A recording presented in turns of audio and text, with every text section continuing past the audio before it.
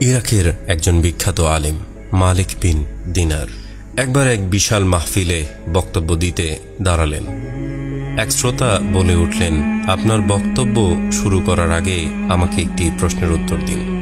মালিক বিন দিনার তাকে প্রশ্নের অনুমতি দিলেন। বয়স্ক শ্রোতা বললেন, আজ থেকে প্রায় 10 বছর আগে আমি আপনাকে মাতাল অবস্থায় পড়ে থাকতে দেখেছি। আপনি সেই অবস্থা থেকে ফিরে এলেন কিভাবে এবং এই ওয়াজের ময়দানে আপনি কিভাবে এলেন? মালিক বিন দিনার কিছুক্ষণ মাথা নিচু করে রইলেন। তারপর বললেন, ঠিক বলেছেন, আমি সেই ব্যক্তি। শুনুন তাহলে। একদিন এক কদরের রাতে মদের দোকান বন্ধ ছিল। দোকানিকে অনেক অনুরোধ করে এক বোতল মদ কিনে বাসায় চলে আসলাম। বাসায় গিয়ে খাবো এই শর্তে। বাসায় ঢুকলাম। ঢুকেই দেখি আমার স্ত্রী সালাত আদায় করছে। আমি আমার ঘরে চলে গেলাম এবং বোতলটা টেবিলে রাখলাম। আমার 3 বছরের শিশু মেয়েটা দৌড়ে এলো। টেবিলের সাথে ধাক্কা খেয়ে মদের বোতলটি মাটিতে পড়ে গেল। অবুঝ মেয়েটি খিলখিল করে হাসতে লাগলো।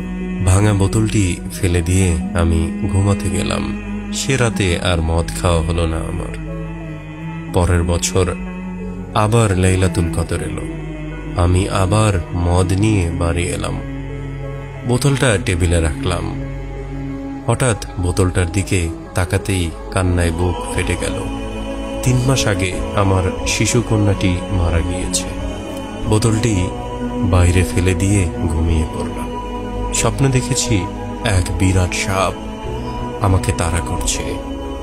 এত বড় সাপ আমি জীবনে কখনোই দেখিনি। আমি ভয়ে দৌড়াচ্ছি। এমন সময় এক দুর্বল বৃদ্ধকে দেখলাম। বৃদ্ধ আমাকে বলল, আমি খুব দুর্বল এবং ক্ষুধার্ত। এই সাপের সাথে আমি পারব না। তুমি ওই পাহাড়ের ডান দিকে উঠে যাও। পাহাড়ে গিয়ে দেখি দাউ দাউ আগুন জ্বলছে আর আমার পিছনে এগিয়ে আসছে সেই সাপ। বৃদ্ধের কথা মতো ডান দিকে ছুটে গেলাম। দেখলাম সুন্দর একটা বাগান। বাচ্চারা খেলছে। গেটে দারোয়ান দাঁড়িয়ে আছে।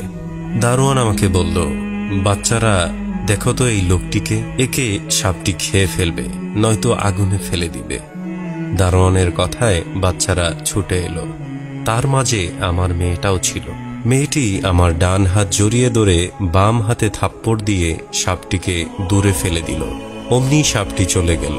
আমি অবাক হয়ে গেলাম এবং বললাম, মা, তুমি এত ছোট আর এত বড় সাপ তোমায় ভয় পায়? মেয়ে বলল, আমি জান্নাতি মেয়ে, জাহান্নামের সাপ আমায় ভয় পায়। আব্বা, এই সাপকে তুমি চিনতে পারছো? আমি বললাম, না মা। আমার মেয়ে বলল, বাবা, এ তো তোমার নফস।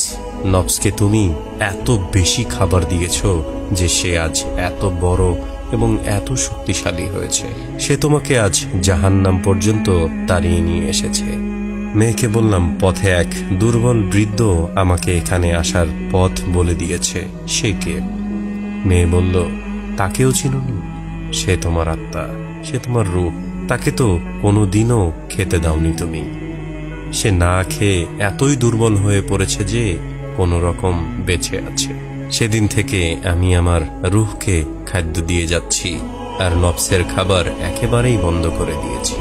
চোখ বন্ধ করলে সেই ভয়াল রূপটি দেখতে পাই আর দেখি রূহকে, কত দুর্বল, হাঁটতে পারে না। ঝরঝর করে কেঁদে ফেললেন মালিক বিন দিনার। আল্লাহ তাআলা আমাদের সকলকে বোঝার তৌফিক দান করুক। আমিন ইয়া রাব্বাল আলামিন।